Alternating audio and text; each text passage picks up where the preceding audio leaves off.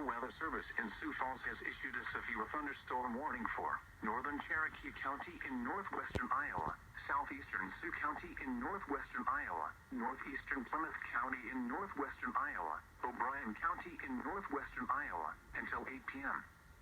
At 7:20 p.m., a severe thunderstorm was located near Remsen, or near Le Mars, moving northeast at 50 miles an hour. Hazard, 60 miles an hour wind gusts. Source, radar indicated. Impact, expects damage to roofs, siding, and trees. This severe thunderstorm will be near Marcus and Granville around 7:35 p.m. Paulina around 7:45 p.m. Primgar and Sutherland around 7:55 p.m.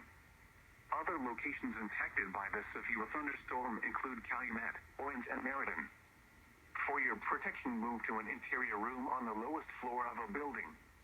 Repeating, a severe thunderstorm warning has been issued until 8 p.m. for the following counties in Iowa: Sioux, Cherokee, O'Brien, and Plymouth.